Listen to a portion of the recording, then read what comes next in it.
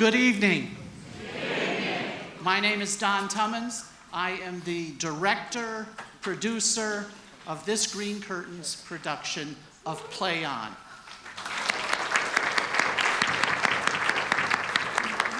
I welcome you to tonight. This crew that I have been working really hard for 3 months. Unfortunately, a month ago, we lost one of our actors due to unforeseen circumstances, and I did have someone step in. But he's learned a lot of the lines, but he's still carrying a script with him. So just relax and enjoy the fact that he is here because he didn't want me to do the damn part. Because I know every line in the show, including all the lady parts. He does. So, enjoy, you're gonna laugh, and we're gonna have a good time tonight. Thank you.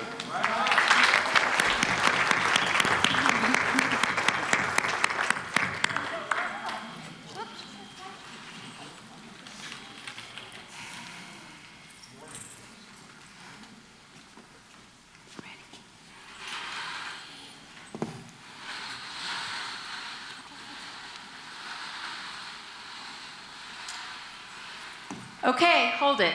That's fine. Gerry, how's that? Well, it looks good, but Aggie, where's the upstage corridor wall? Aggie, I thought I told you. It was too wobbly. They're putting on a couple more braces. Oh, I hope they don't make that thing too bulky. You know, our players have to pass backstage behind that thing. That's what I told them. All we need is somebody breaking a leg. And where are our players? Going over their lines. You want them? Of course I want them. We've got 3 days. 3 days until dress rehearsal. We gotta get this show moving. Hey, on stage, everybody. Coming. Okay, come on.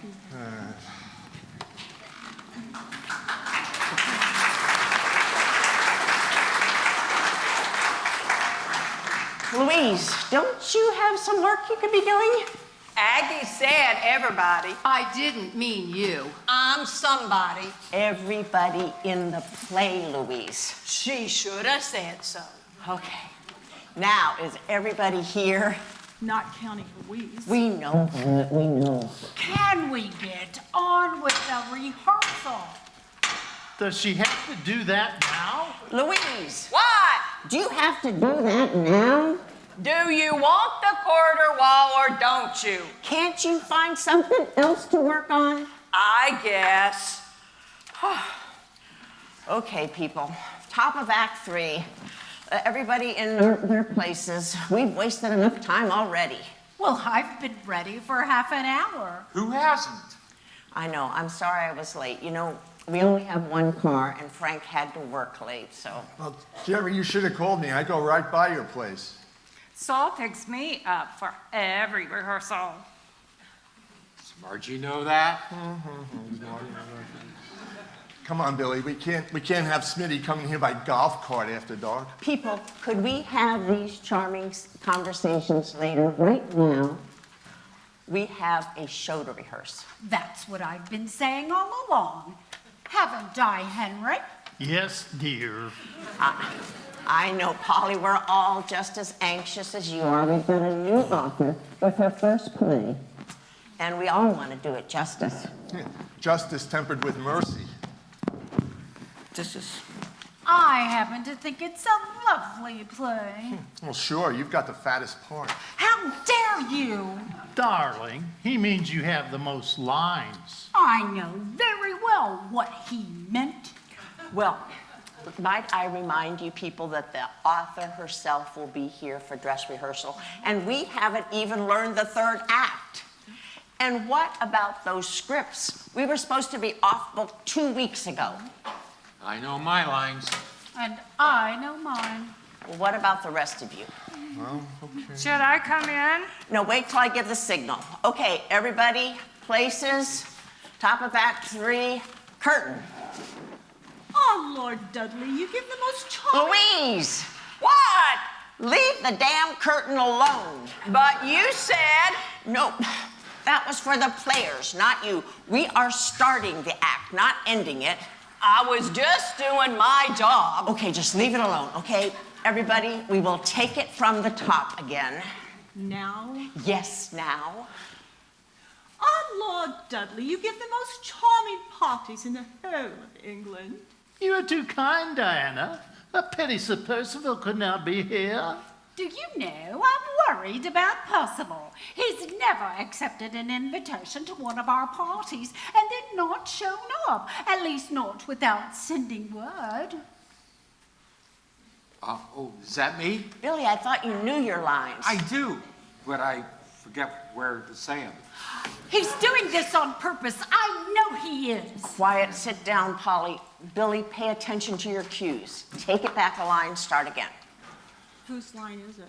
It's Polly's. Aggie, what are you still doing on stage? If I stay in the wings, I can't hear them. If you heard them, why didn't you throw Billy his line? Because you told me not to throw them any lines unless they asked for them. I thought he was just pausing before speaking. Okay, just get the hell off stage. We will take it from the top again. Do we have to? Yes! You don't have to yell. That's what you think. Okay, everybody, we will start again. Go ahead, Violet. Our Lord Dudley, you give the most charming parties in the whole of England. You are too kind, Diana. A pity Sir Percival could not be here. Do you know, I'm worried about Percival. He's never accepted an invitation not to show up at one of our parties. Go on. To one of our parties and then not shown up, at least not without sending word. But Lady Margaret, he may have had motor problems. Yes, indeed. I do hope he hasn't had an accident. No, Violet, it's he hasn't had an accident. That's what I said. No, you said he hasn't had an accident, as if somebody else had. Should we take it from the top? Oh, damn it. Come on, Violet. All right. I do hope he hasn't had an accident. These roads can be treacherous at night. Begging your pardon, my lord, but should we delay dinner any longer? No, I think not. We can't wait for Percival forever. Shall we, my dear? I suppose so. But don't you think someone should call Percival's flat and ascertain the reason for his absence? Do you know that may be a sound idea? There is something distinctively odd about all of this. All of what, Billy? You did it again, Diana. Did what? You called me by my name, Billy. I am Stephen Sellers. You are Margaret Lassiter. Is that a problem? Billy, do you mind? What? Okay, sorry. Take it back to Violet's line. All of what, Stephen?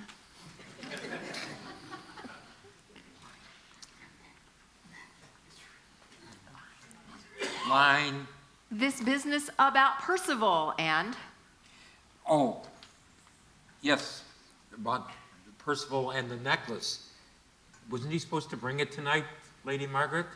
Well, actually, I never spoke with him directly, but there was a message delivered this morning in the post. What? On St. Swithin's Day? By Jove, I'd never thought of that. Margaret, are you certain about that message? Why, come to think of it, no. You didn't receive a message? Oh, yes, I did. But now I wonder if it actually were from Percival. I should like to see that telegram. No, Billy, you've jumped the lines. Oh, sorry. Just a moment. Yeah, I got it. But did it come by post? I assumed it had. Assumed? You mean you didn't actually see it? Why, no. Then how did you know it's content? Content, Violet. Content. Why, Dr. Forbes had told me what it had said. And is there any reason I shouldn't have? No, old chap. If there was no delivery by post, then how? It was not a letter. It was a telegram. Now you say that line, the one you jumped before. Okay. Yeah, okay, I got it. I should very much like to see that cablegram. Telegram. Oh, what the hell difference does it make? None. But if Saul says telegram, you say telegram. What do you mean, if? I always say telegram. I don't give a hoot in hell who says what. Can't we get on with this disaster? If we get through the thing once, then we can start polishing our parts. And when do we get the real furniture? These metal chairs are painful to work on. But they help you polish your parts. There! He's doing it again! Saul, will you quit with the jokes and buckle down to work? I was just trying to ease the tension. Your jokes about Polly are causing the tension. Okay, no more jokes. But can we get back to the play? Louise! I thought I could get the job finished while nobody's working. We're just about ready to start working. Well, you should have said so. I'm making coffee. Oh, fine. Okay, let's pick it up at Billy's line. I would very much like to see that telegram. As a matter of fact, I don't have it. It was phoned in from the telegraph office. Doris, has there been any telephone messages this evening? Oh, see here, you insolent young pup. Are you doubting my word?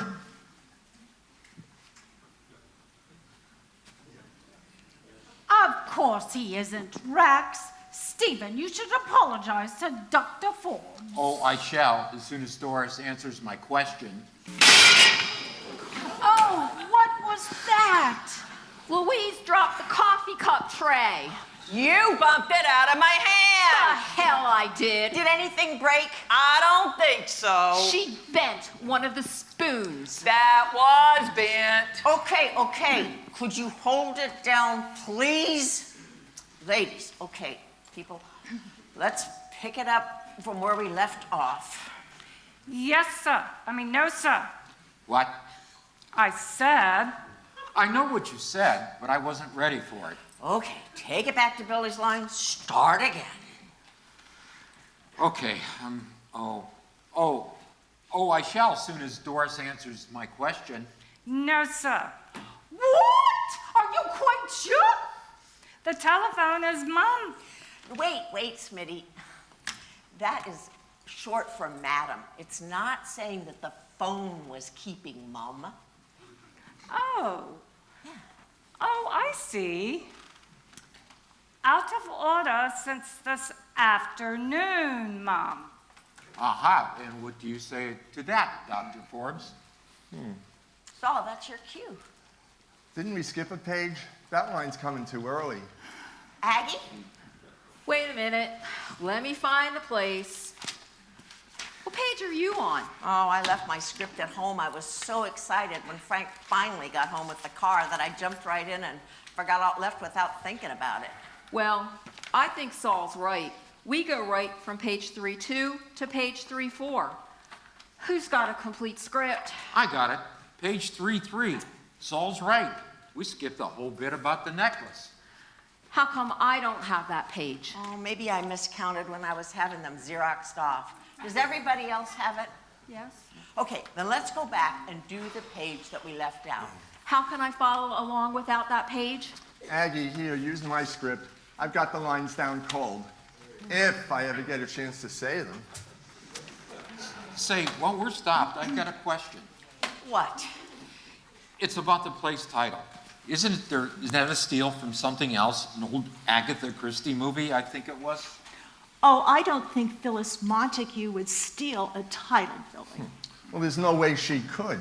No one can copyright a title. It's the law. There just aren't enough words to go around to name everything. Even if that's true, what about the advertising for our show? Won't some people think the show is by Agatha Christie? So much the better for our box office. And it is a murder mystery, so no one gets hurt. Not much of a murder. Not much of a murder mystery if no one gets hurt. I thought Sir Percival got bumped off by Dr. Forbes. Stop it, all of you. Did we come here to rehearse a play or discuss the difference between originality and plagiarism? Jerry's right. Let's get back to work. I'm sorry I interrupted. Oh, what line do we go back to? Yeah, where does that necklace come in anyhow? Oh, I see what happened. Smitty, you came in too early. I did? I thought I was supposed to come in when Violet said the line about the treacherous roads. You're almost right. It's when she says the line about lecherous toads. Oh, gee, I am sorry. But it sounds about the same. Oh, Phyllis Montague fancies herself a poet. She is a poet, a rare talent, and a great writer. Would you say the same thing if she had you playing a mute? Now see here. Oh, stop it, all of you. Smitty, listen to me, and this is important. You have to pay attention to more than just the words. Also pay attention to the plot. And that way, if Violet, you can know when to come in, even if Violet gets her line wrong. Don't you see? I didn't get my line wrong. We didn't say it at all. Well, how could I say it when Smitty came in too early? Do your arguing on your own time. Coffee's ready. Finally, I could use a cup. But we've barely gotten started. No, actually, I think it's a good idea. Take a break, grab a cup, then we'll take this thing from the top and get it right. Now you're talking. But Aggie, don't leave. I need to talk to you. I am really getting concerned about our progress. What progress? I know we've never been this far behind on a show before. It's not your fault, Gerry. We've never had the illustrious author in our hair before, either. If Phyllis didn't keep rewriting the damn show while the cast was trying to learn it... She promised she wasn't going to make any more changes. What do you want to bet she shows up here with 7 new pages? Oh, Aggie, they haven't learned that last batch of rewrites. Small wonder. The way Polly keeps inviting Phyllis to dinner and getting her part fattened, it's almost as big as she is now. Don't you start with the fat jokes, Aggie. I'm having enough trouble with Saul. If Polly had her way, this show would be a one-woman monologue. Well, at least she is letting us do the play for free. Naturally, nobody would pay money to do it. Oh, Aggie, be fair. It's not that bad. No, I suppose not. But if Polly keeps padding her part... She won't. I know. I have to put my foot down. Boy, we've got 3 days till dress rehearsal, and we'll be lucky if we learn the parts we've already got. I don't know about that. Some of the mistakes tonight are better than the original lines. If you would let this cast alone, the show could be a riot. But Aggie, Murder Most Foul is not a comedy. Why, Phyllis would scream if the audience started laughing at her play. She'd pass right out on the floor. Well then, you'd better have the smelling salts handy for opening night. Is there any more left in that pot? Not if you're lucky. I heard that, Saul Watson. Let it be a lesson to you. I hope we get this act done tonight. 3 days till dress rehearsal, and we haven't even had a full run-through. Thank your friend Phyllis for that. You mustn't blame Phyllis, Billy. She's simply a perfectionist. If she wasn't satisfied with the script, why did she submit it? Well, if we had selected another show, she'd have had to wait till next year to have it done. Why can't we do this as our next show? We have our audiences preconditioned. Brainwashed is more like it. Oh, that's putting it rather strongly, Saul. Well, it's the unvarnished truth, Polly. Without fail, every year we never vary. We do a mystery, a comedy, a drama, a musical, in that order, without fail. Yes, but why? Well, we started the theater that way, and it just became a habit for ourselves and our patrons. Well, what would be the harm if we mixed it up? It would confuse people. I mean, you'd have the comedy fans going to the drama and laughing at all the tragic moments. Or sob during the mystery. They may still do that. Aggie, whose side are you on anyway? On the side of sanity, which doesn't do me much good around here. Well, I'm all set. Anyone else ready to give it a go? Oh, relax, Saul. We're all much too tense tonight. And why do we keep snapping at each other the way that we do? This near the opening, we're usually kidding around and having a marvelous time. If you want my opinion, we're running scared. Scared of what? Well, Smitty, like our author, we're very perfection-oriented. We want the play to be a smash, not a smash up. Amen. Oh, we'll get it.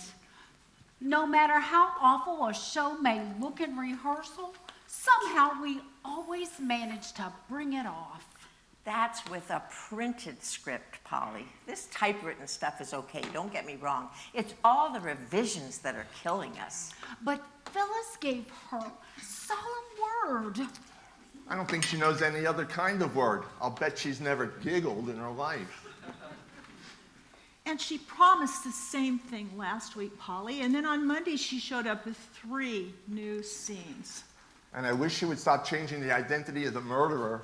I don't know whether to radiate menace or try to charm the pants off everybody. Well, you won't do either, just stand in there. Come on, people, let's get moving. We'd better. I gotta get home and study for my road test. Wait, Smitty. Gerry, are we taking it from the top or where? Not if we want to finish before dawn. Why don't we just take it from Violet's line where Smitty made her entrance too early and do that page we left out, okay? I don't remember what my line is. Aggie, throw her a cue. Okay, just a minute. Let me find the place. Okay, I've got it. Violet, I'll feed you Billy's line, then you start. Okay. But Lady Margaret, he might have had motor trouble. Yes, indeed. I do hope he hasn't. Oh, wait a minute, I'll get it. Oh, I certainly hope so. Quiet, Polly. Go ahead, Violet. I do hope he hasn't had an accident. These roads can be treacherous at night. Is that where I... No, that was treacherous. Remember, you wait for lecherous. Oh, yeah, sorry. Okay, whose line is it? It's Polly's. Oh, let me see. It's... No, don't tell me. I'll get it. I certainly hope so. Oh, for the love of... I've got it. Violet, would you? These roads can be treacherous at night. Don't say such a thing. It might make one think that perhaps there was some truth after all in that story about the curse. Nonsense, my dear. There's no such thing as a curse. And yet everyone who has ever owned the Deli Diamond... Gerry, does it have to be called that? It sounds like it came from a delicatessen. That's because you're not sounding the H, Billy. It's Delhi, not Delhi. Well, Polly, that H is silent. It is pronounced deli. Can't we please go on? I have got to study for that road test. Smitty, actually, I think Billy has a point. It does sound a lot like it belongs right next to the liverwurst. I mean, it reads okay in the play, but it sounds just plain silly. Okay, so let's call it the Calcutta Diamond. You can't do that. Phyllis Montague told me particularly she chose that name for its lovely alliteration, Delhi Diamond. Okay, so let's alliterate. Let's call it the Calcutta Carbuncle. What's a carbuncle? Oh, it's a big stone like a ruby, a garnet cut, cabochon. It sounds like a big zit. So do you. So, Oh, you shouldn't tamper with Phyllis's dialogue. She won't like it. well, she'll like it a lot less if the audience starts laughing at her Deli Diamond. Jerry's right, dear. We should have a different name for it. Well, Hey, I've got it. Let's call it the Ranchapur Ruby. Hey, like that. That has class. but whatever will we tell Phyllis? Tell her she rewrote it that way. She's done so many revisions. She'll probably believe it. Well, let's hope so. Meanwhile, children, can we return to the play? Okay, where was I? Hey, Gerry, should I write in that change or not? Yeah, you might as well, but do it in pencil just in case. Gotcha. How do you spell ranchipper? Who cares? Fake it. You're the only person who has to read it. Okay, people, back in position. Billy, pick it up at your line, the one right after Lord Dudley scoffs at the curse. Oh, yeah. And yet, everyone who has ever owned the Ranchipur Ruby has always met with a dreadful demise. Oh, there. You see? I knew there was a reason for Phyllis's words. It's a double alliteration. Delhi, diamond, dreadful demise. Who cares? See here, you can't talk to my wife like that. Henry, for the first time, I actually agree with Saul. Who gives a damn? Go ahead, Billy. Right. And yet, everyone who has ever owned the Ranchipur Ruby has always met with a rotten recluse. Write that down. Come on, Billy, you sound like an elocution teacher. So does Phyllis Montague. Oh, now, really? It double alliterates, doesn't it? No, Billy, please, just leave the lines ending as written, okay? All right. As always met with a dreadful demise. Oh, that's my line. But Sir Percival doesn't own the ruby anymore, not since he sold it to Lord Dudley for Lady Margaret's collection. But Percival did own it, and that might be enough. See here, Dr. Forbes, you're a man of science. Surely you don't believe in curses. I only know there are strange things in the history of India, things which defy rational explanation. Nonsense, sheer poppycock, superstitious drivel. Quite possibly, Lord Dudley. And yet, where is Sir Percival? Frankly, I'm glad he's not here. Why, Diana, what a thing to say. I mean it, Sir Percival is no gentleman. Here now, what are you saying? When he looks at me, I feel as if his hands are moving all over my body. But he is a knight of the realm. He is a disgusting toad, and such toads can be lecherous at night. Begging your pardon, my lord, but should we delay dinner any longer? Louise? Isn't that where the phone bell rings? Oh, wait, I turned 2 pages at once. Sorry about that. Sorry, she says. If she does that during the performance... She won't, Polly. Louise, you've got to be more careful. Look on the bright side. Now we know the phone bell works. That woman, I couldn't. No, you couldn't. Louise has a black belt in karate. And how do you know I haven't? They only go up to size 44. Saul! That does it! I'm through!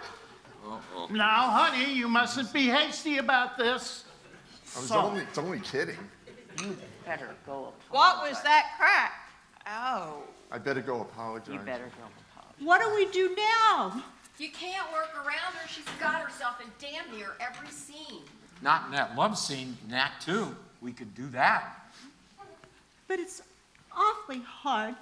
These metal chairs are just terrible to cuddle on. Can't we wait till we get the real sofa? When do we get that sofa, Aggie? We should have had it 2 days ago. Could you call and find out? I could try. Hey, Gerry, you want to take a look at this quarter wall? Oh, yeah, I'm really still worried about those braces. You and me both. It's got 6 2x4s on it, and it still flaps like a sail. Well, I guess I'll just go hit the driving manual. You've got it here? Why not? All the time I spend waiting to make my entrance, I could have gotten my CDL license. Well, Violet, what do you say? All right. Ready when you are. On your mark, get set. Oh, Diana, I was seeking Lady Margaret. Lady Margaret is in the garden cutting roses, Stephen, and she may not return for some time. I see. Would you mind if I waited for her here? Naturally not. Might I sit? If you are so inclined. Diana, Yes, Stephen. would you take offense if I were to... Stephen, what are you trying to say? Oh, dash it all, Diana. Must we play with words? You know the message that longs to cry out from within my heart. Dare I imagine that the message in your heart is the self-same message that cries out from within my own? Diana, do you mean, do I dare to dream? Oh, have a care, sir, have a care, for you know I am betrothed to another man. And yet you do not draw away. Stephen, have you not yet reasoned out why? I'm almost afraid to. Then cease your noble trepidation, Stephen Sellers, for though I am a high-born lady, I am also... Oh, Diana. Oh, Stephen. Oh, Billy. What's all that noise? Oh, no wonder you want a sofa. Now, Louise. I didn't say a thing, not a thing. Billy, you don't think she suspects? How could she? I didn't suspect until a moment ago myself. Oh, darling, neither did I. Anybody here? Billy, that sounds like Miss Montague. Tonight, but she promised not to come back until dress rehearsal. Did you all hear what I just heard? It sounded like Phyllis. Probably with 5 new pages of dialogue for you. So, I just accepted one apology from you. Do you want to have to make another? I'm sorry, Polly. Yoo-hoo! How are you all? Phyllis, we weren't expecting you, at least not tonight. Oh, I know I'm being a naughty girl, Geraldine, but I have so many new and good things to share with you all that I simply couldn't wait until the dress rehearsal. More changes, Phyllis. We open in 4 nights. That's why I decided not to wait until dress rehearsal to stop by. This would be much too much to have to learn in one night. What makes you think we can do it in 3? Oh, don't be a tease, Henry. It's really all very simple. I've simply added just one extra character and cut the love scene. Cut the love scene? Oh, perhaps I'm putting it too strongly. It's not precisely cut. Just cut out of Act 2 and move back to Act 1. Well, that's not so bad after all. Except it's no longer between Diana and Stephen. Then between who else? Yeah, the Lord and Lady are already married. You can't mean the doctor and the maid, can you? Oh dear, perhaps I didn't make that clear. Diana still plays the scene, but now it's with Sir Percival. What? Phyllis, how can you do that? Oh, well, I got to thinking that perhaps a knight of the realm was a better catch for Diana than a mere rich commoner like Stephen, so... I didn't ask why you did it. I said, how can you do it? We don't have a Sir Percival in the play. Exactly, Phyllis. Everybody refers to him all the time, but he never actually appears on stage. Besides, it'd be kind of rough on Diana if you make that switch, seeing as how I kill him before I even show up at the house. You do? Don't you even remember your own plot, Phyllis? Yes, but I don't recall a murder.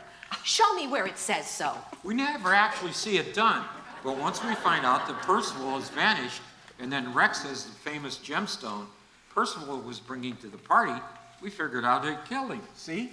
Murder? Huh, I never thought of it as a murder. I just thought that, well, Rex had picked Percival's pocket and then perhaps drained all the petrol from the tank of his car to keep him from the party. After all, murder is so... Popular with our patrons, Phyllis. And we're already advertising it as a murder mystery. And we do open in 4 nights, Phyllis, for Pete's sake. It's a bit late to audition Percival's. But I've written you all the loveliest new lines. Won't you at least have a look at them? I'm pregnant. You're what? I mean, Diana is. But who's the father? That's on the 3rd sheet. Lord Dudley? Henry! Polly, don't be an idiot. Oh, yes. But it was a bit of a shock. This is crazy, Phyllis. How can Dudley be the father when he and Diana just met? Oh, that's on the 5th sheet. Amnesia? Yes, because that explains why he doesn't remember their meeting. But if she's carrying his child, Diana should remember something. No, that's explained on page 7. You see, it was a very dark Phyllis night. Montague, this is totally impossible. The entire thrust of the play has changed. Everybody has a brand new motivation for everything they do. Well, surely, with a little work. In 4 days? Couldn't do it in 4 months. But I've worked so hard. And we haven't? Phyllis, there's no way we can make these changes at this late date. But there's such little changes. Little, what about the ending? If Stephen's going to marry Diana, won't her pregnancy put kind of a crimp in the festivities? Yeah. Well, I'm working on that. Phyllis Montague, more changes? Oh. I can't believe you're doing this now. I can't believe it. Your script should have been finalized. You don't have any idea how hard it is to do a play, any play, let alone one that changes directions every 3 days. Your play should have been finalized 3 weeks ago. And what's this? Lady Margaret goes into shock at the news of Diana's pregnancy and loses the power of speech?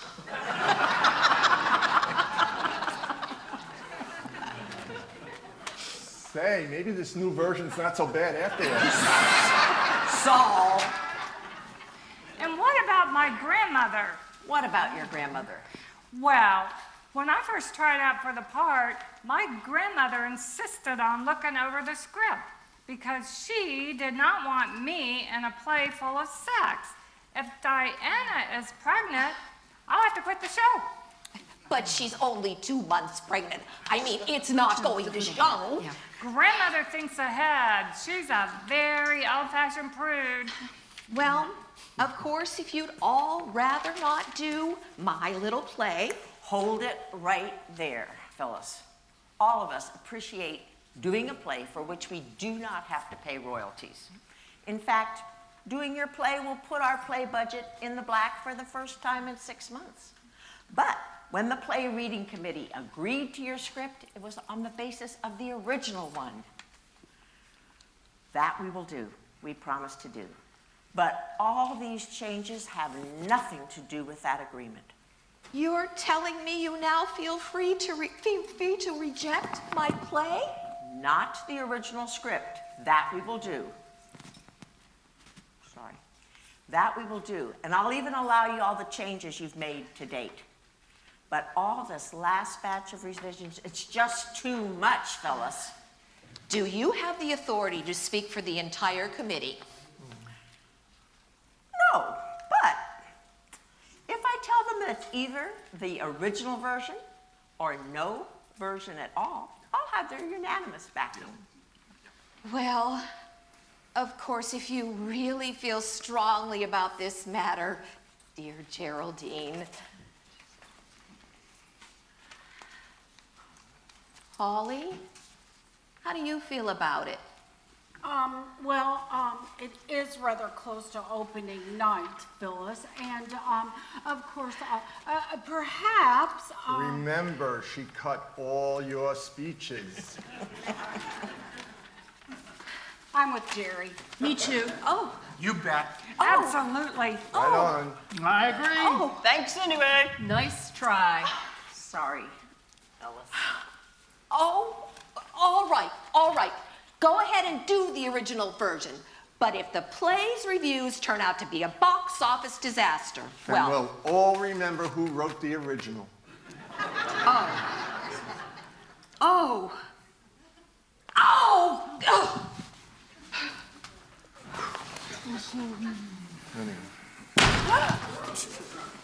Oh, dear. Do you think maybe She took it a little bit rough. We treated her a little bit rough. We were a bit hard on her. She said once at dinner that she thought of this play as her child. It's the only offspring she'll ever have. And when she tried to make the child a little prettier... Oh, I wish you hadn't put it that way. Don't be a sap, Gerry. She wasn't trying to make her child prettier. She was giving it an extra head. I guess you're right. Maybe we should just leave the kid alone, learn to love it as it is.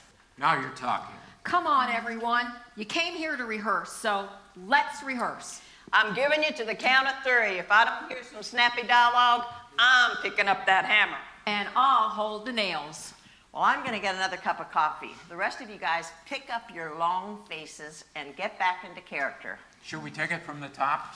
Oh, not if we want to get Smitty home before dawn. Why don't we pick it up from Saul's line about the telegraph office, okay? Okay. As a matter of fact, I don't have it. The message was phoned from the telegraph office. Doris, has there been any telephone messages this evening? Oh, see here, you young pup. Are you doubting my... Are you doubting that? Yeah. Of course he isn't, Rex. Stephen, you should apologize to Dr. Forbes. Oh, I shall, as soon as Doris answers my question. No, sir. What? Are you quite sure? The telephone has been out of order since this afternoon, Mum. Aha, and what do you say about that, Dr. Forbes? Does that answer your question? Stephen, I believe you owe Dr. Forbes an apology. You had best answer that, Doris, before we owe the caller an apology, too. Yes, sir.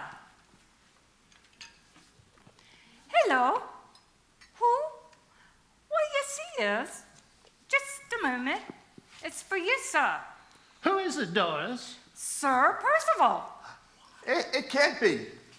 I mean... Yes, doctor. Exactly what do you mean? Why, I... Hello? What? Oh, yes, I see. Yes, thank you. Thank you very much. Why, Dudley, you look so strange. Excuse me just a minute.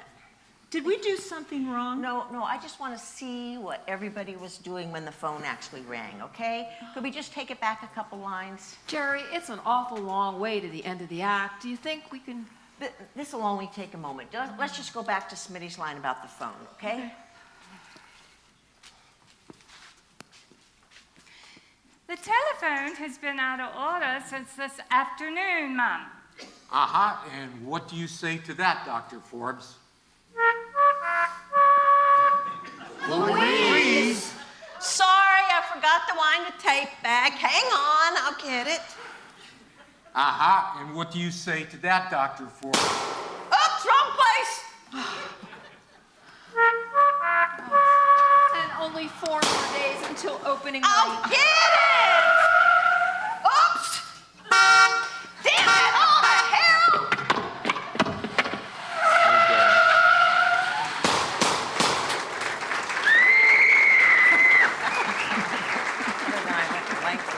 Thank you for shooting me there. My gosh, you saved me.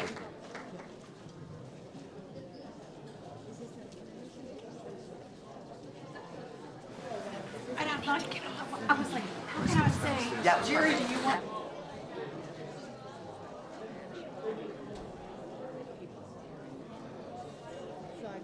I say that more than 600 times. Beat the bar crowd. Yeah. Hired the stage crew. You know, it's awful hard to get good help. I have a rebel who's going to be on stage. So please, bear with him. I'm sorry. And I'm not supposed to move any of this stuff, and it does not matter. I'll have to break the Who do you want first, Jennifer? Yeah. He's clever. Hey guys, I just got a call from my mom. I got to take it. She's 120 years old, and I take every call that I get from her. So, can you guys do this all yourself? That's fine. There's a bathroom. Here she is. Hello. Hi, Mom. How are you? Good to hear from you.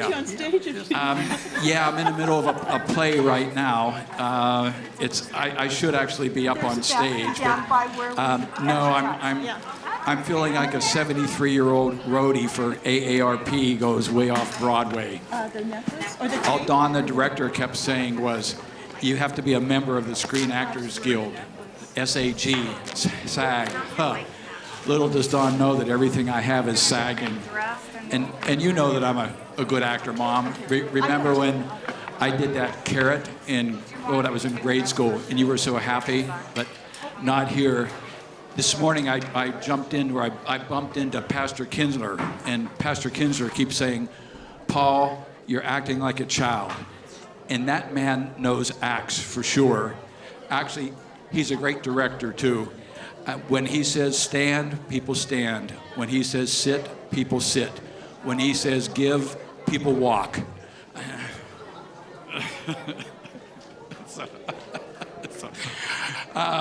So here I am up on stage, lifting heavy things in the dark, much like my love life. And now I'm going to pay for it. So, Pastor, do you want a word here?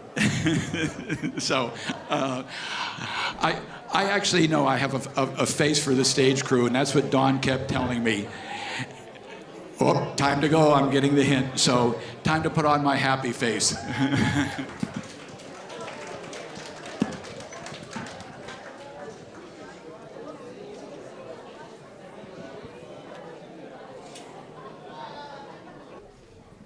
Louise, how come the front curtain is closed? It's drafty backstage. It helps keep some of it out. Well, that's because somebody left the front door open, but I closed it. How come it's always so drafty getting the backstage of the theaters? It's designed that way on purpose. The breeze comes in handy if the play smells. Oh, you wouldn't have a particular play in mind now, would you, Aggie? Don't say I didn't warn you. Do we have to wear makeup tonight?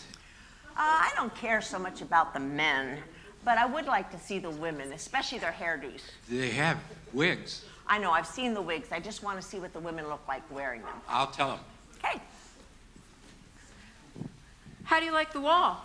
It looks great from here, but how much room is there to pass backstage behind that thing? Well, if everyone's careful, they have about 2 inches of clearance on either side. Except for Polly, of course. How is she ever going to get from the garden to the prop table to pick up those roses she's supposed to bring on stage? She doesn't have to. I'm going to keep the roses on that side of the stage. I told her it was to simplify things for her. I just didn't tell her what I was simplifying. Well, that was good thinking. We've got to keep her in a good mood, Aggie. You know, she almost walked out on us again last night, thanks to Saul Watson. Well, you got to admit, he was pretty funny. Yes, but his humor cost us a half an hour of rehearsal time. But at least I did get him to promise to say that Lord Dudley was going to have a word with Lady Margaret and not chew the fat with her. But even if he behaves himself during rehearsal, how do we know what he's going to do when the show's in performance? Oh, Aggie, I don't even want to think about it. I'm already having nightmares. I'm surprised you can sleep at all. Tomorrow night, this whole thing is out of your hands. All you can do then is stand in the wings and pray. There isn't even enough room to kneel.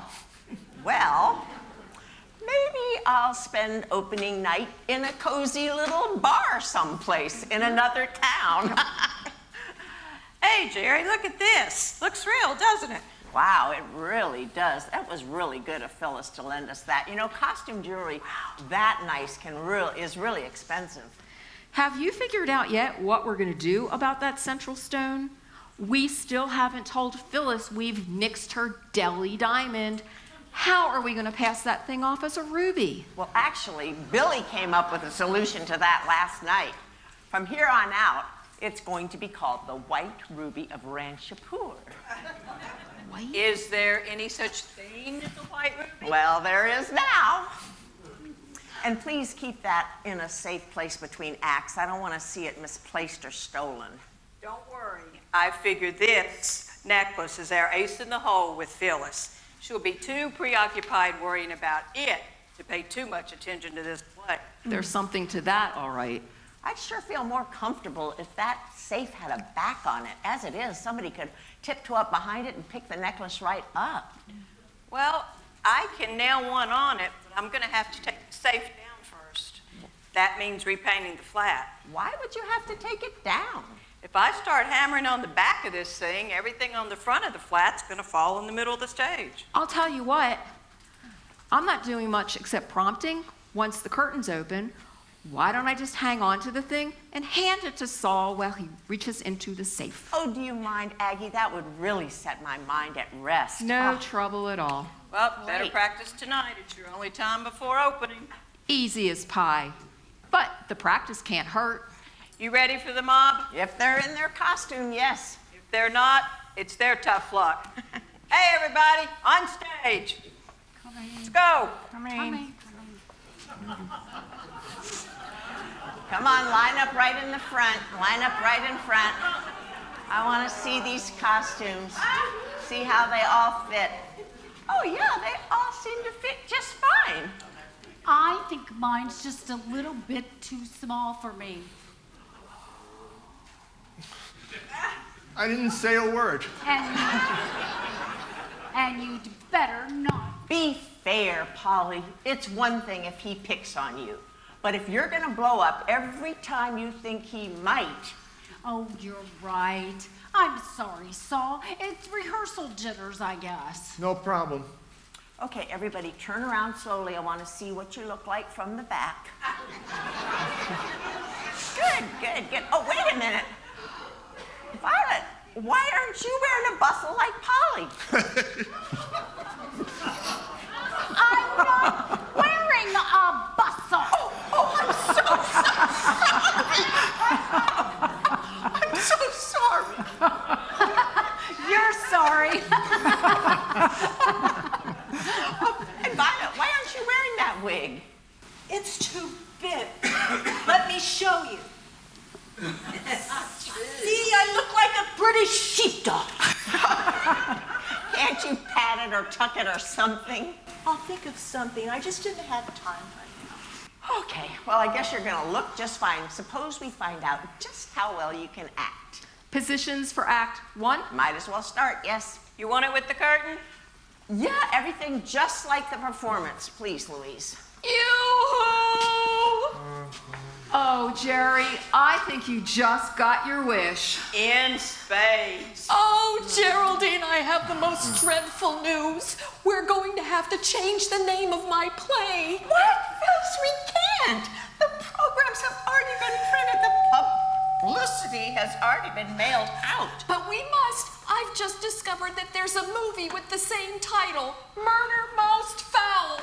Phyllis, no one in the audience is likely to be confused. They can see this isn't a movie. Right. And in a movie, nobody forgets their lines.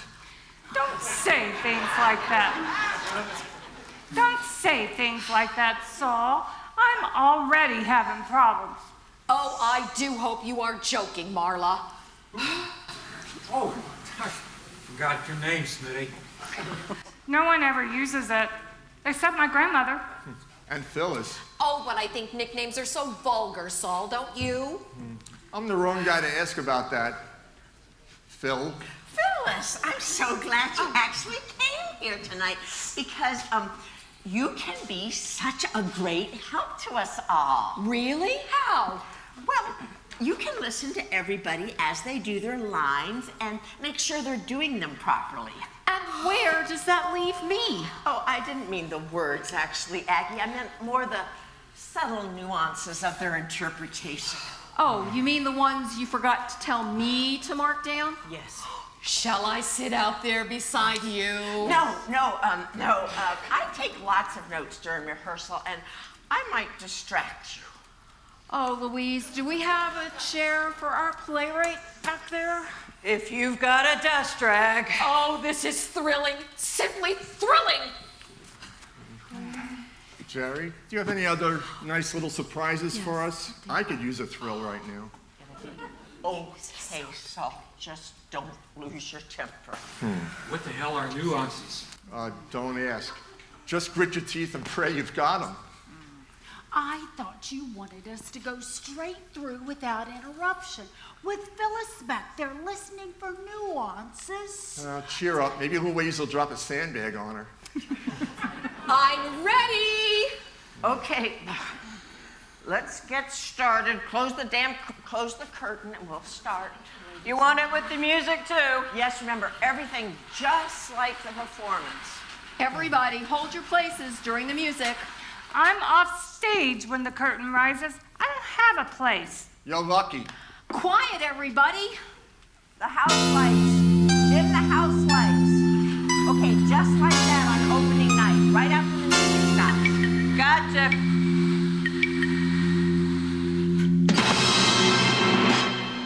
Lord Dudley, will there be anyone else attending dinner tonight besides Sir Percival, the famous archaeologist, and Dr. Rex Forbes, the famous scientist, and Stephen Sellers, the famous millionaire? Other than myself and Lady Margaret, my wife, and the lovely socialite Diana Lassiter here, no, Doris. That's what I thought. I say, Diana, have you yet located that book on famous jewels of India that I told you must be there on the shelf? Ah, yes, here it is. Oh, I say, Lord Dudley, you didn't tell me there was a curse on the famous white ruby of Rancifer. The what? It's all right, Phyllis, it's all right. But that's supposed to be the Delhi diamond. I know, we had to change it. For what possible reason? It looks silly next to the liverwurst. What liverwurst? There's no liverwurst in my play. And we just want to keep it that way. I beg your pardon? Please, Phyllis, you just go off stage and Aggie will explain the change to you, please. But come on, we open tomorrow night, Phyllis. Well, oh, very well, very well. Go on with the play, people. From the top? No, I've already right put the from where feather duster away. Right from where we broke.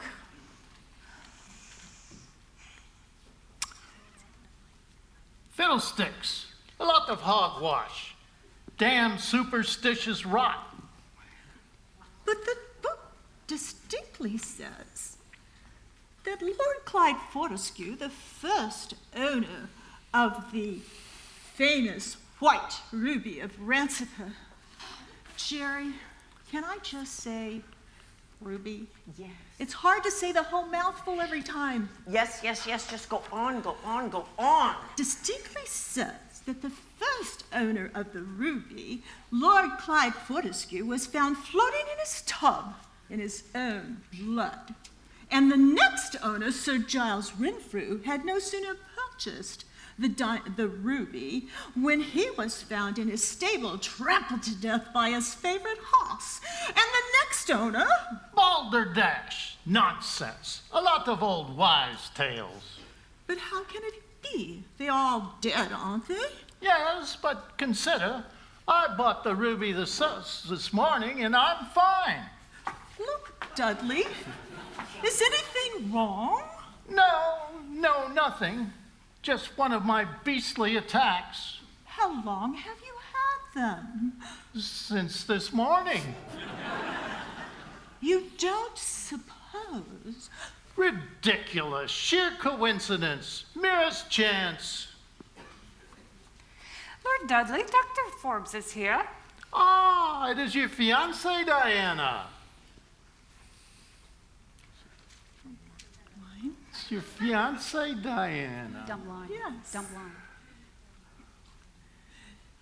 Oh, yes. Being engaged to the world-famous scientist has made me the envy of all the girls in England. Ah, but a lovely belle like you deserves to have a ring. Speaking of dumb lines. Violet. That line is supposed to be light-hearted. The merriment provides emotional contrast with the atmosphere of terror. That's the general atmosphere, all right. Will you all please? Yes. You flatter me, Lord Dudley. Doris, will you show the gentleman in? At once, my lord. Ah, Lord Dudley. I can't walk straight. Diana. I'm sure you young people will want to be left alone. I'll just toddle off to my room and potter That's the about. wrong exit, Henry. That goes to the kitchen and the maid's quarters. Oh, right. Of course, she's quite a good-looking maid. Henry!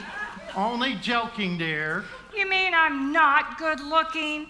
Well... Just say your line and go, Henry. Saul's got a line first. I do. Yes. Really, Lord Dudley, you needn't go.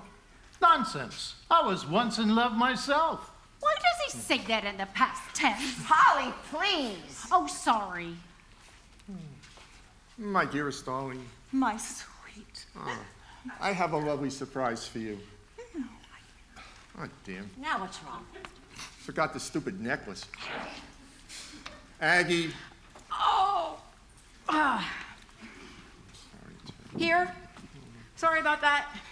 Aggie, as stage manager, it's your job to make sure that all our players have their props. I know. Phyllis was back there talking to me about nuances, and I missed Saul's entrance. Phyllis, you cannot speak and chat with our players backstage when they've got work to do. I do apologize, Geraldine. I forgot Agnes had things to do. My fault for not reminding her. Agnes, ye gods. Pick up from where we left off. Good a spot as any. My darling, a lovely surprise, the white ruby of Ranchapur. Oh, how incredibly lovely it is. Might I try it on? Not afraid of the curse. Well, not very much. May I please? Oh, certainly you shall. Allow me.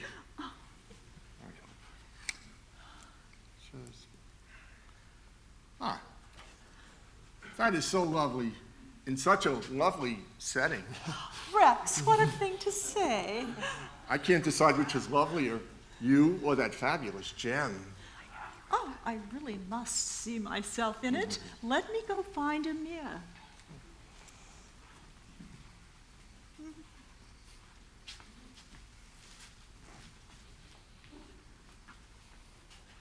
Diana! That necklace! How dare you! Take it off at once! Lady Margaret, I was only... Take it off, I say, this instant.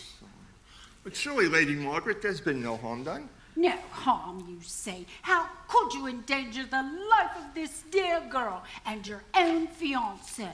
Oh, I don't believe in that silly curse, Lady Margaret. After all, it is the 20th century. Oh. Diana, you all right? Yes, it was only momentary. I think so. The room started to spin, and my head started to spin, but... I shall place this where it can do no more harm. But really, Lady Margaret, aren't you being silly? Oh, perhaps I am, but it is better to be safe than sorry. Shouldn't you at least wait until Lord Dudley has seen his newest possession? He shall see it in good time, when I am brave enough to wear it. And do not forget, he purchased it for me, so it is in actuality mine to deal with as I choose.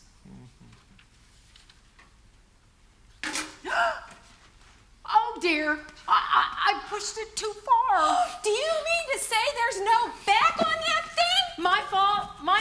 I forgot I was supposed to be back there to grab the damn thing. Aggie, I hope you're making notes of all these things. Sure. I just keep forgetting to read them. Oh, heaven. Oh, we'll never be ready by tomorrow night. Never. We've been here almost an hour already, and we're not even halfway through the first act. And we've only had 2 rehearsals of the third, and that's the most important act in this show. Aggie's right. That's the act that we're all panicky about.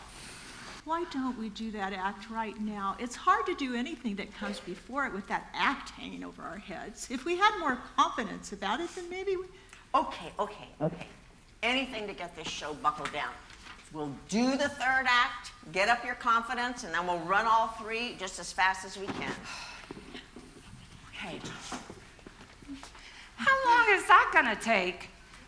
My grandmother doesn't like me out late on traffic school night. I Well- just barely passed that test. As the sooner we start, the sooner we'll finish. Okay, everybody, top of act 3, places. Do you want it with the curtain? No, wait till we're running the entire show, okay? Okay, but give me a second. Let me find my place on the tape. Well, you don't have anything till those phone bells. You find your place, we'll run the act, okay? Well, I'll try my best. Okay, places, everyone, top of act 3. Oh, I've got it! Phyllis, you cannot interrupt rehearsal this way. But I've solved the problem of the liverwurst. Oh, damn it, that's already been solved. There's no need to use profanity, Saul. Oh, that's what you think. Please hear me out. I was so concerned with the loss of my lovely double alliteration. Okay, give us the solution, make it quick. We don't have to say Delhi diamond. We call it the Darjeeling diamond. Do you see?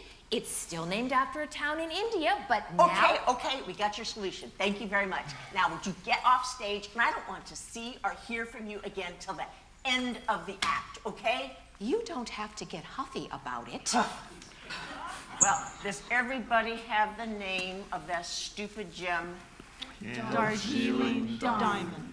Okay, top of act 3, and this time, no stopping. What do you want to bet? Please, Louise. I just saw it as an opportunity to pick up a little extra cash. Okay. Places, everyone. And the next person who interrupts dies. And I don't mean gets yelled at, and I don't mean gets cursed out, I mean dies. On your marks, get set, go. Oh, Lord Dudley, there's no charming parties in the whole of England. You too kind, Anna. Pity Sir Percival could not be here. Do not worry about Percival. He's never accepted an invitation to one of our parties and then not shown up. Oh, but Lady Margaret, he might have in motor trouble. Yes, indeed, I do hope he hasn't had an accident. These roads can be treacherous at night.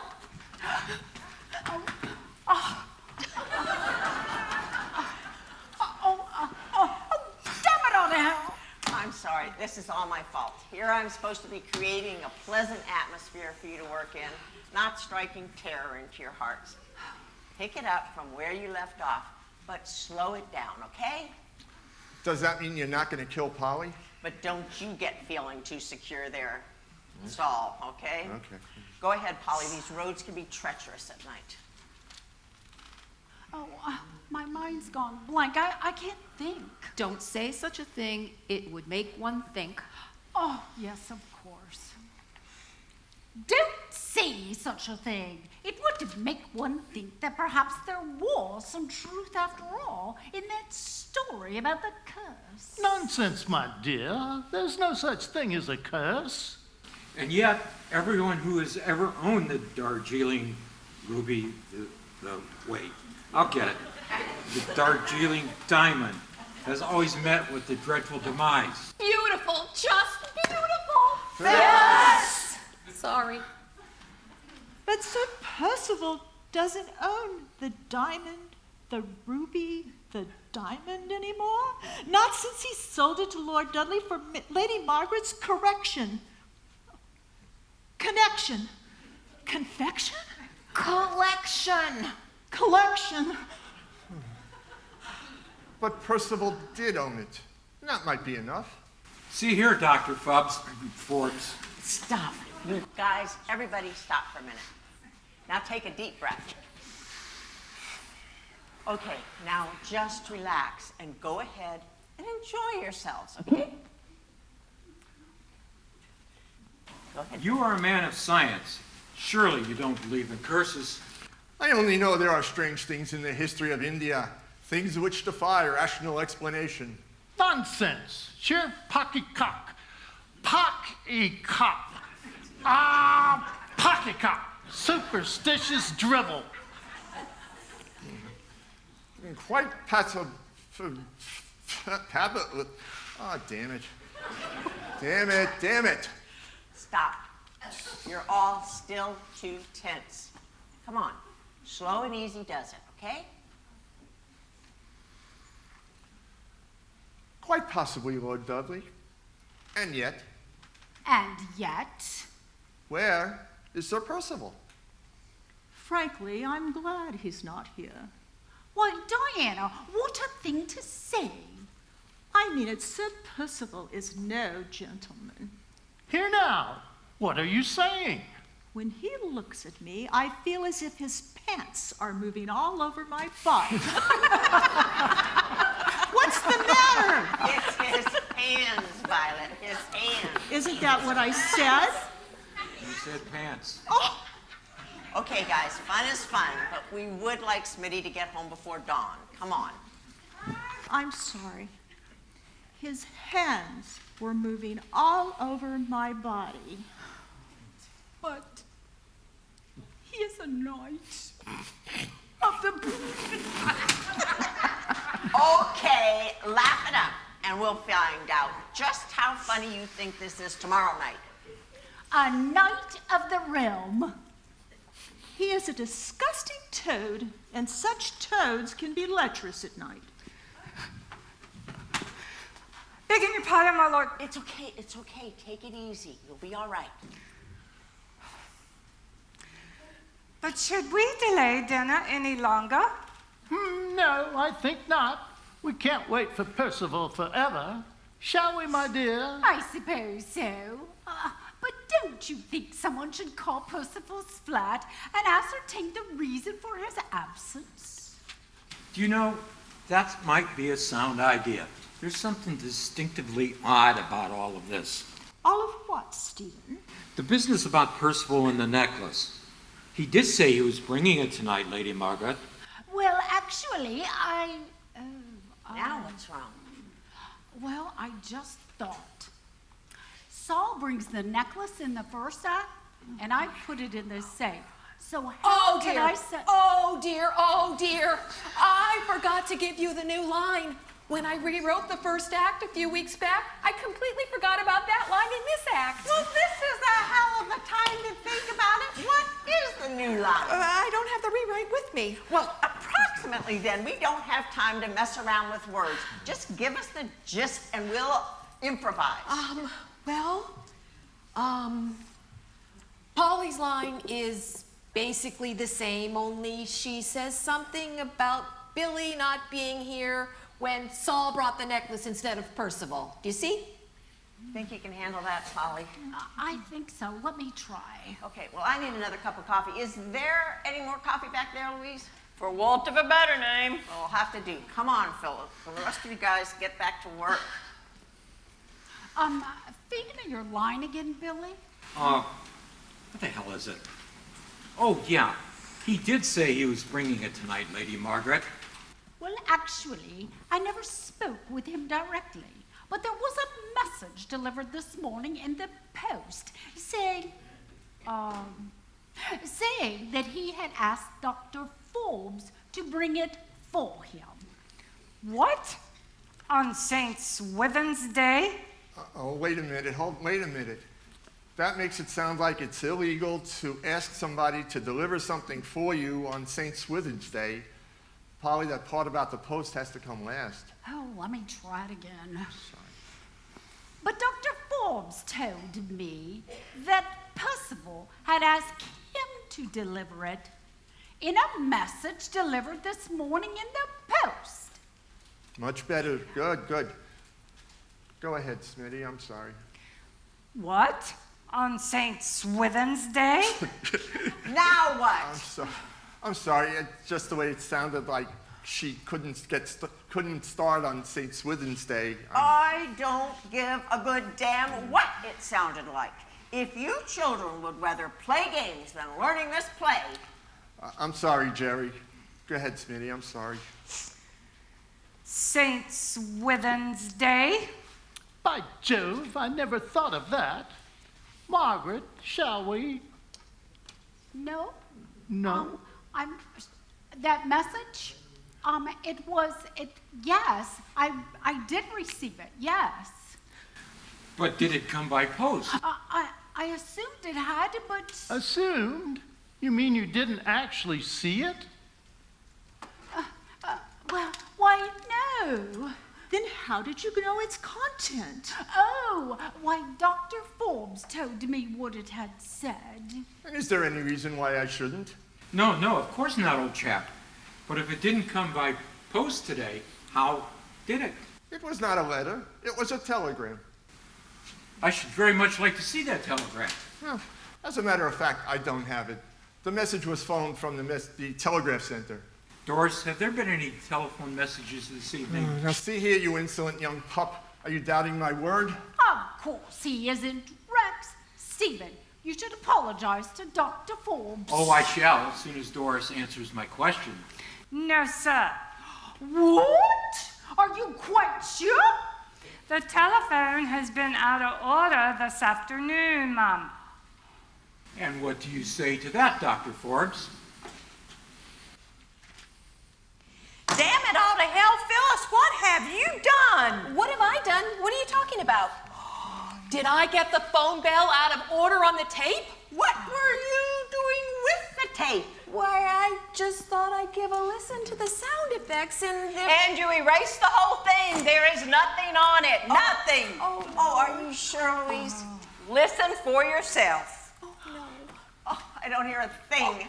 That's what I mean. I'm so sorry. Erase the whole thing. Just keep her hands to herself once in a while. Louise, you're not leaving.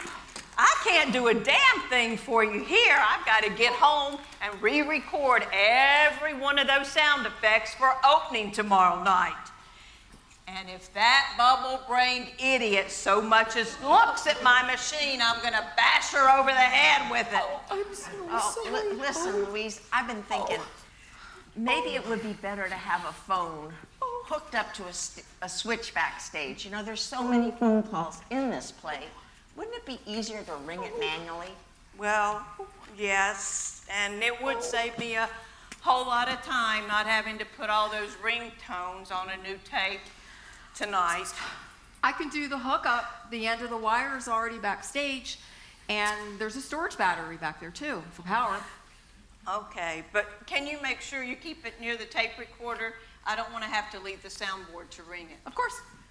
And the rest of you, when you use the phone in the play, make certain you hang it up properly. If the earpiece does not depress both buttons, it will not ring. Got it? Yeah. Well, if you'll excuse me, I've got a hell of a lot of work to get done. Believe her, she'd just keep her hands to herself. I wouldn't have all these so dreadfully sorry. I feel I owe each and every one of you an apology for what I've done, and Why I'm don't so you just sorry. write it down and mail it to them? Preferably on St. Swithin's Day.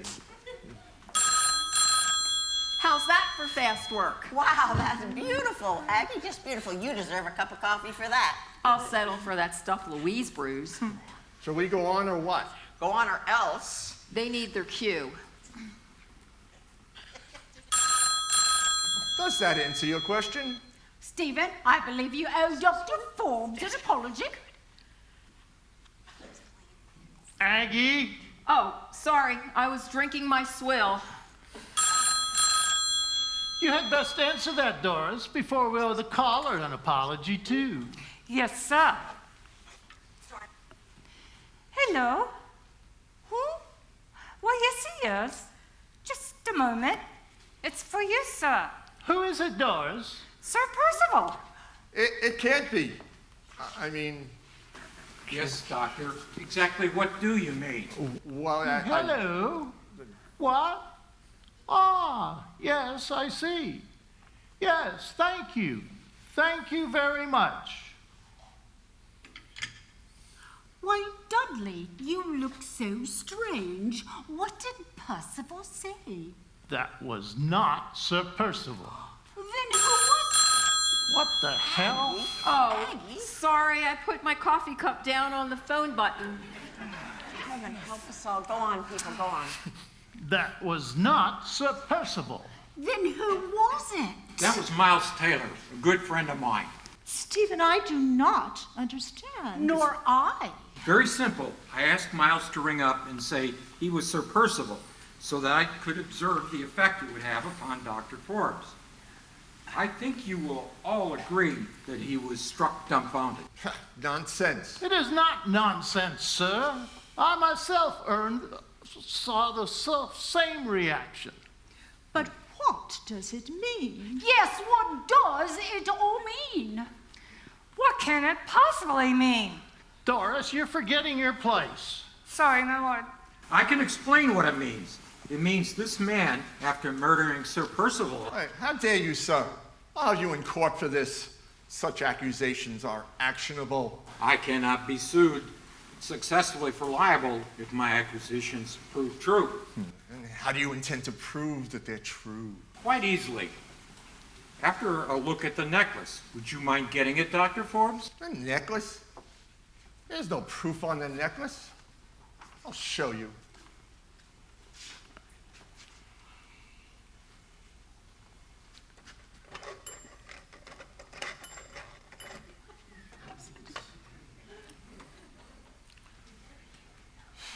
Aggie. Oh, golly! I forgot! I swear I won't forget tomorrow night. I swear I won't. Things have just been kind of crazy with Phyllis here. But you can't cross where the audience can see you tomorrow night.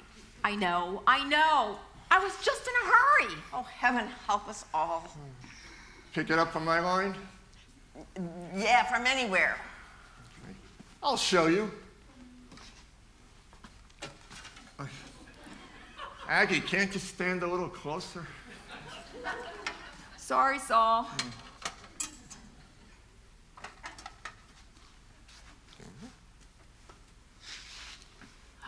There. Now show me your ridiculous proof. You yourself have shown the proof, Dr. Forbes. For if you were not the murderer, how did you know the combination to that safe? Great heavens, he's right. Blast you, Stephen Sellers.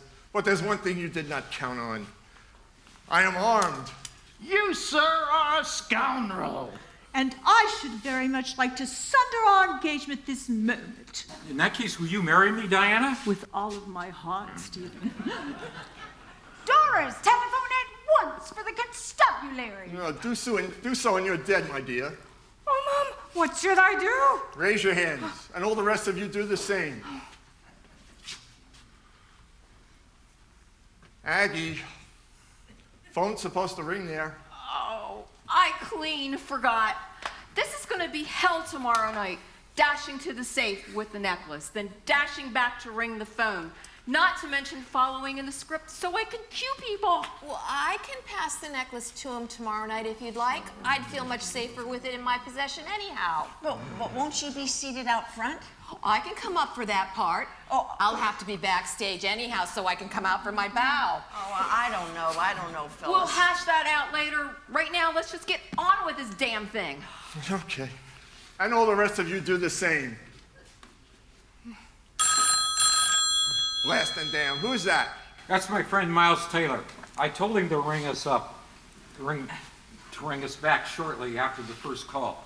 If I do not answer, he will summon the law, and they shall arrive here with a warrant for your arrest, Stanley Grimes. Stanley Grimes? Do you mean that criminal laboratory assistant to Dr. Forbes? The late Dr. Forbes, if my guess is right. You are done with your fiendish felonies, Grimes. Put down that pistol and surrender. Correct. Never. I may go to the gallows, but no one in this room will live to see it. Please, my lord, might I leave the room? Stand where you are. Before I destroy you all, there's one thing I must know. How did you come to suspect me, Sellers? I arrived here late, as you know. As a result, I had time to hear the news broadcast which told of the finding of Sir Percival's body, dead of a rare Indian cobra poison. You, of course, had already disconnected the telephone here at the switch box, so no one else would hear the news. But then I accidentally knocked over your overcoat as I was hanging up my own, and found a flagon of that very poison in your pocket. Why, then I knew, of course. I immediately reconnected the telephone, rang up Miles, and set up our plan. Excuse me, my dearest darling, but what did you know when you found this foul fiend's flag? Why, how this man had schemed to keep alive the legend of the curse. He had immersed the necklace in the cobra venom so that all who handled it would shortly become ill. He thought in that way to devalue it, make Lady Margaret loathe the sight of it, and then, of course, he would have it for considerably less than the real value. So anxious would she be to sell the bauble. And I would have been too. Oh, curse you, Stanley Grimes. Curses. There's no such thing as curses. And I've soaked my hands in an antitoxin to prevent penetration of that potent poison, too. What the hell is that? Aha! Your delaying tactics have done their work. The law is upon you, Stanley Grimes. Surrender. Never. I shall take this necklace, sell it for a fortune, and move wealthily to another country. It's the curse of the, oh, damn it. The Darjeeling diamond, dear. Oh, thank you, Henry. The curse of the Darjeeling diamond. He's dead. Yes. He mocked the laws of society, and now a higher power has intervened. Oh, Stephen, hold me. Curtain. Gerry, shall I close it? Hell no, you've had your third act. It's already 10:30,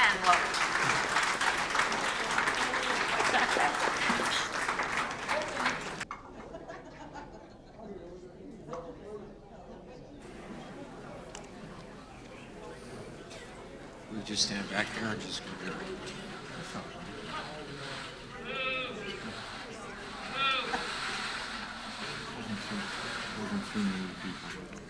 Okay, gang, this is it. Any minute now they're going to be opening those front doors and letting our audience in. Do they have to? I'm not kidding. I'm really getting scared. Actually, that's good, Smitty. You know, the worst way you can approach a performance is with complacency. Nervousness actually gives a player energy. Well, nervousness is giving this player creeping paralysis. Aggie may have to push me on stage. And don't think I won't. I used to be a sergeant in the paratroops. Everybody jumped, whether they wanted to or not.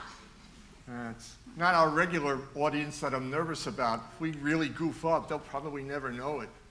What I'm really getting cold sweat about is the thought of looking out front and seeing Gerry there. She'll catch every error. Well, then you can relax, because I'm not going to be out there tonight. Tonight I'm going to spend backstage and help Aggie push. How come? Don't you want to see the show? Oh, not that I blame you. Maybe tomorrow, but not tonight. If I sit out there tonight, Phyllis is going to want to sit right next to me. And I don't think I could handle that. That reminds me, she still insists on being behind the safe to handsaw that necklace. It saves me busting my behind, galloping from the safe back to help Louise at the soundboard. But I'm afraid she's going to get so wrapped up listening to her play, she's going to forget. Well, if she does, this play is going to end with a real murder. Well, it took me to damn near 3 o'clock in the morning, but I did it. We've got all of our sounds in order, ready for our play. I hope you skipped the phone bells. Don't worry, but I did add thunder and lightning effects. What? There's no thunderstorm in this play.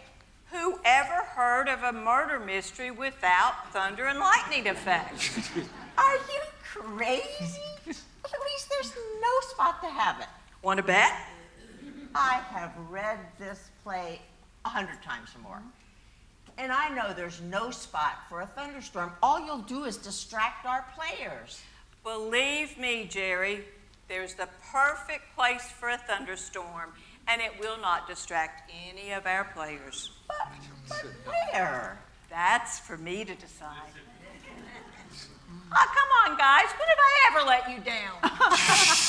I just don't see how you can. Make it easy on yourself, Gerry. Just bet me $1. Take it, take it. Yeah. Do it. Take it. You're on. I love a good sucker bet. This is what I hate about stages. There is no place to hide. Hello, hello, hello. The magical moment is upon us at last. And our audience will be too if we don't get these curtains closed. Will do. I just wanted to wish you all the best of luck. Oh, you know, in show business, that's bad luck to do. You're supposed to say, break a leg. I'll never understand the theater. That's a fine thing for our playwright to say. Okay, people, the audience is coming in now. You want to join me in a prayer? I'll say. Yeah. We could sure use a miracle. Okay. Saint Genesius, pray for us. Saint Genesius, pray for us. Okay, everybody in positions. I'm going off stage. So, who is Saint Genesius? St. Genesius is the patron saint of actors. He performed for the Roman emperor, and they had him put to death. Oh boy, I hope there are no emperors out front tonight. Amen.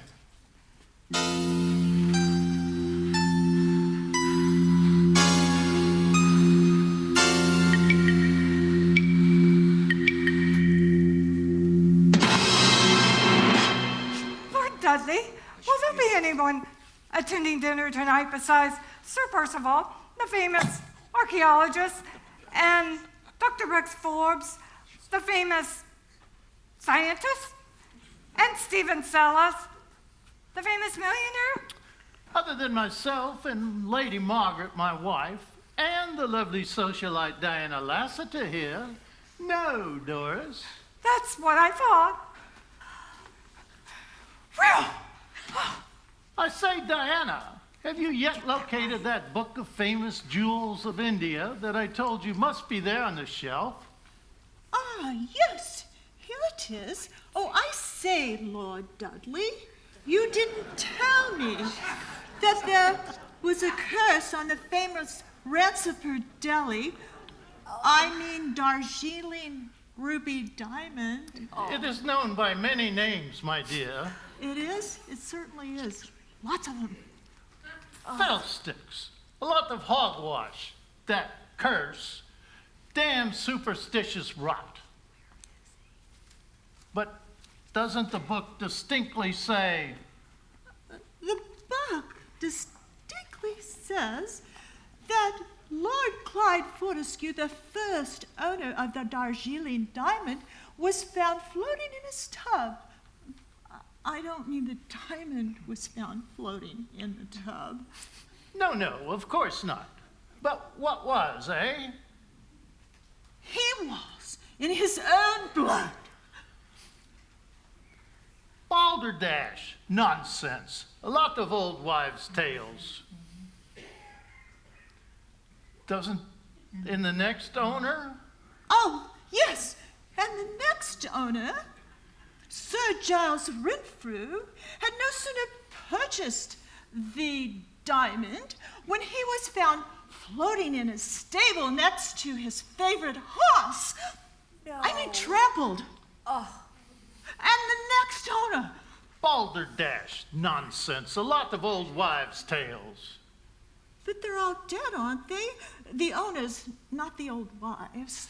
Yes, but consider, I bought the ruby this morning and I'm fine. The diamond. Lord Dudley, is anything wrong? Everything. No, just one of my beastly attacks. You don't suppose?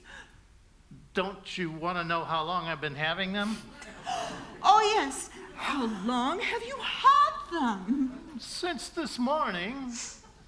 That long, huh? Do you suppose that I suppose? You don't suppose? Ridiculous. Sheer coincidence. Merest chance. Dr. Dude is here, Lord Forberly. Oh, Ah, it is your fiancée, Diana. Oh. Your fiancée, Diana. Oh. Yes, being engaged to the world-famous scientist has made me the envy of all the girls in London. England. London, England.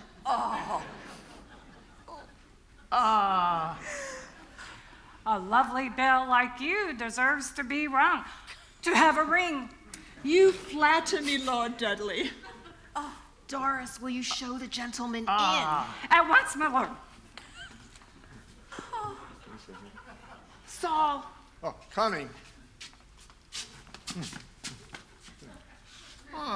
Lord Dudley. Diana. I'm sure you young people will want to be left alone. I'll just toddle off to my room and putter about. You're going the wrong way. You must be going to use the outside stairway. Yes, that must be it. Well. Really, Lord Dudley, you needn't go. Nonsense. I was once in love myself. Damn it! Oh. Let's go. My dearest darling, My sweet. I have a lovely surprise for you. Oh, I like surprises. Oh, dear. I kind of thought you did. Oh, I can't wait to find out what it is. Oh, it's worth waiting for. I'm so excited. I knew you would be. Can't find it, huh? Maybe I left it in my coat. Be right back. The necklace. Where the hell's the necklace? Phyllis has it. I forgot to get it from her. Here it is. Just give it to me. I'm terribly sorry. My evening bag. Ooh, wrong surprise. I hope you're satisfied. Now they think Dr. Forbes is a sissy. I'm terribly sorry. Hey, gosh. Surprise. The white ruby of Ranchipur, or whatever it is. Oh, how incredibly lovely it is. Might I try it on? I'm not afraid of the curse. Well, not very much. May I please? Certainly you shall. Allow me.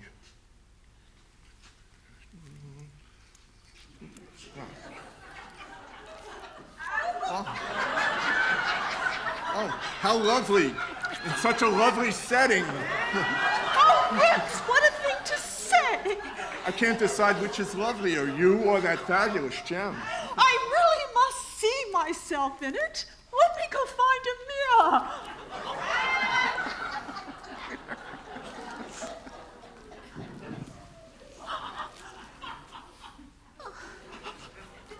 Diana, that necklace. Where is it? In here. How dare you? Take it out at once, off at once. I'll get it. Well, hurry it up. Oh, no. But Lady Margaret, I was only... Take it off, I say, this instant. Oh, but Lady Margaret, surely no harm's been done. No harm, you say. How could you dig to the left of the staircase on your fiancé? Oh, I don't believe in that silly curse, Lady Margaret. After all, it is the 20th century. Diana, are you all right? It was just momentary. Places for Act 2, everybody.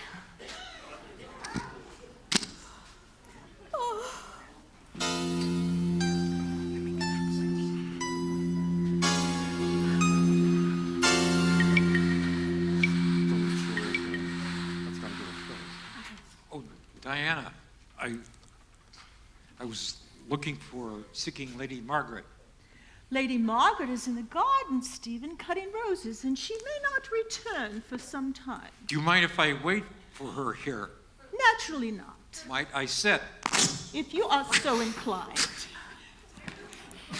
Oh. Diana, Stephen, yes, Stephen. would you take offense if I were to... Stephen, what are you trying to say? Oh, dash it all, Diana. Mustn't we play words at the... You know the message that longs to cry out from within my heart.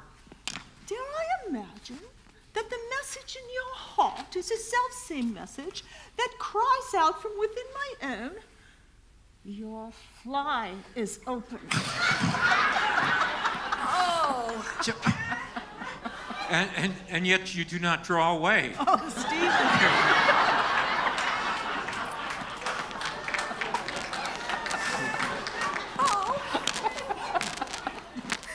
Have you not yet reasoned out why? I'm almost afraid to. Then cease your noble trepidation, Stephen Sellers, for though I'm a high-born lady, I'm also a woman. Oh, Diana. Oh, Stephen. Diana. Oh, Diana. Stephen. Places for Act 3, everybody. Oh, Aggie, maybe I should have gone to that bar after all. Well, if you change your mind, I'll join you. Paratroops was never like this. You know the difference between a play and a parachute? What, Louise? When a parachute opens, you have nothing to worry about. Oh. Okay, open the damn curtain. Oh, Lord Dudley, you give the most charming parties in the whole of England. You're too kind, Diana. Pity Sir Percival could not be here. Do you know, I'm worried about Percival. He's never accepted an invitation to one of our parties and then not shown up. At least not without sending word. But Lady Margaret, he may have water trouble. Yes, indeed. I do hope he hasn't had an accident. These roads can be treacherous at night. These roads. Don't say such a thing. It might make one think that perhaps there was some truth after all in that story about the curse. Nonsense, my dear. There's no such thing as a king as a thirst. No. Thing as a curse. And yet, everyone who's ever owned the Darjeeling diamond has always had a dreadful demise. Oh. But Sir Percival doesn't own the diamond anymore, not since he sold it to Lord Dudley for Lady Margaret's collection. Nevertheless, Has Saul been taking a nip between acts? Wouldn't you? Percival did own it. That might be enough. See here, Dr. Forbes, you're a man of, surely you're a man of science and you don't believe in crutches. Oh, no. Louise, has Billy? Saul hates to drink alone. Oh, heaven help us. I only know there are strange things in the history of India. Things which defy rational explanation.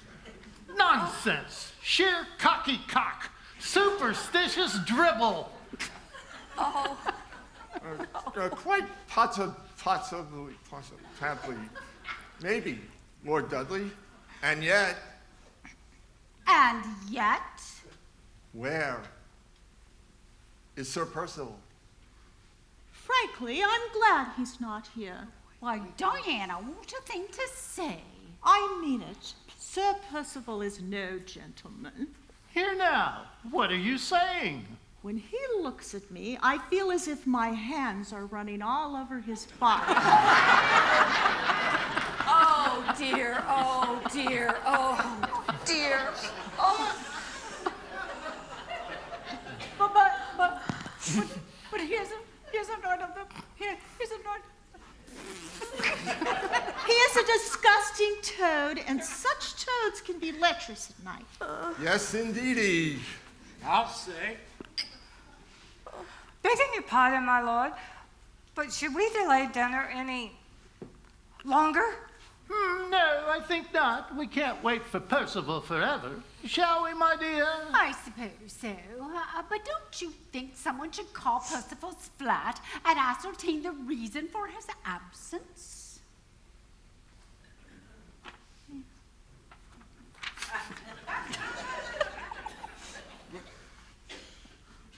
Do you know, that might be a sound idea. There is something distinctly odd about this. All of what, Stephen? This business about Percival and the necklace.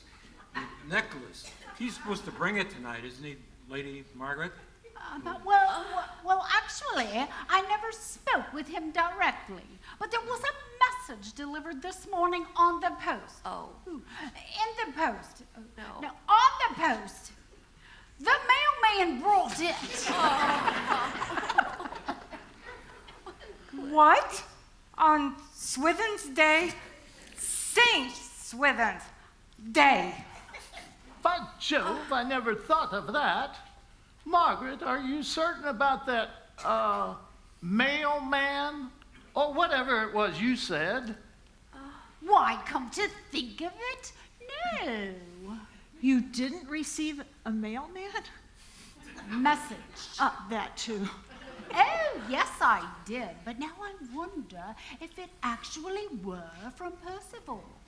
But did it come on a post? I assumed it had, but... Assumed? You mean you didn't actually see it? Him? The message or the mailman?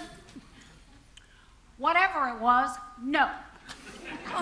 Then how did you know its content? Oh, why, Dr. Forbes told me what it had said. Yes, indeedy. Is there any reason why you shouldn't have? Is there any reason why I shouldn't have? No, of course not, old chap. Only. Then why did you interrupt? Only if there was no delivery of the post today, then how? It was not a letter. It was a telephone. Oh. No. Cable car. Oh. Telegram. I'd very much like to see that telegram. Okay. Let's see. Hey, I don't have it.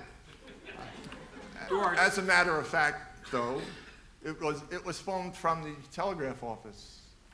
Doris, have there been any telephone messages this evening? Oh, see here, you innocent young punk. Are you doubting my word? Of course he isn't, Rex. Of course he isn't, Rex. Stephen. Of course he isn't, Stephen. Should I apologize to Dr. Forbes? Oh, yes, thank you.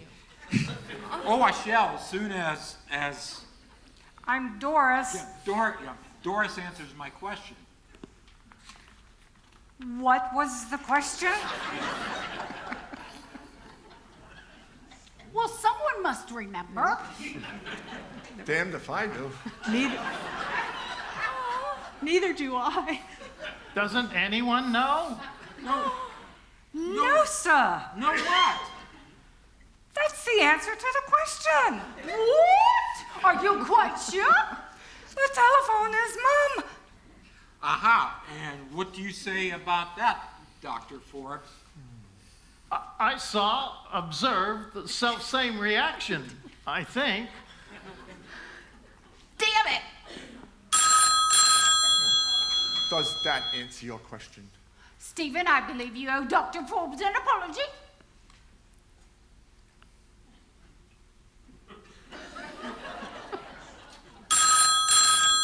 You had best answer that, Doris. Before we owe the caller an apology too? Yes, damn it, yes. Yes, sir, you bet. Oh. Hello? Oh, well, yes, he is. Just a moment. It's for you. Sir. Hello? What? Who is it, Doris? Sir Percival. Ah, yes. Yes, I see. Yes, thank you. Thank you very much. It can't be. I mean... Yes. You mean it can't be Sir Percival, right?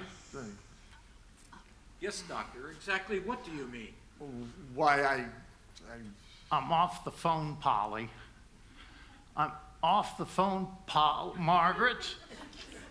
Off the... Oh! Why, Dudley, you look so strange. What did Percival say? That was not Sir Percival. Then who was it? That was a good friend of mine. Can't remember his name. Oh. Miles Taylor. Oh, right. Stephen, I do not understand. I can explain what it means. It means that this man, after murdering Sir Percival for the necklace, did I say he was struck dumbfounded? I myself observed the self-same reaction, I think. What can that possibly mean? Doris, you're forgetting your place. She's not the only one. Where the hell are they? Search me. Doris, you're forgetting your place. How dare you, sir? I'll have you in court for this. Such accusations are actionable. I cannot be sued for libel. My accusations are true. Oh my goodness. And how do you intend to prove that they're true? Quite easily. Look, after you look at that necklace, would you mind getting it, Dr. Forbes? The necklace? There's no proof on that necklace. I'll show you.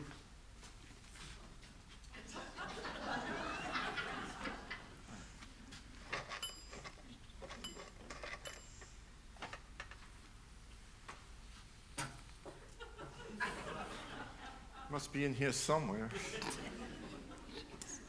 Lady Margaret, is this where you placed it? Like where else? Okay. Why don't you have another look? Okay.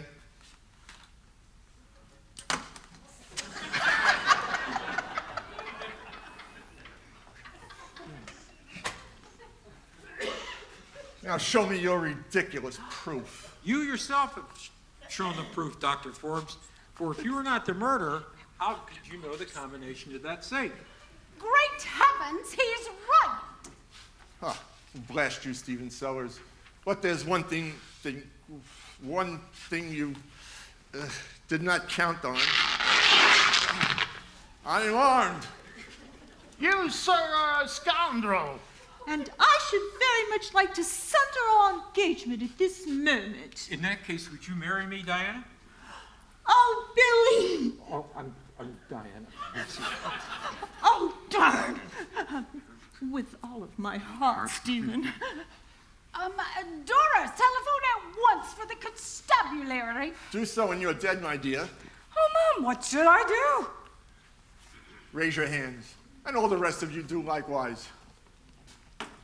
Did he say, and the rest of you do likewise? Hang up the phone. Hang up the phone. Hang up the phone.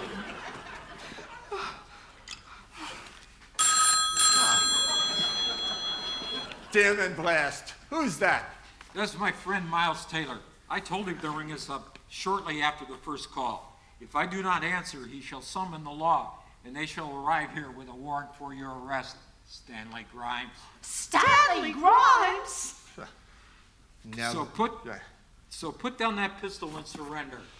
Never. I shall take this necklace, sell it for a fortune, and move wealthily to another country. Curse you, Stanley Grimes! Ooh. Oh.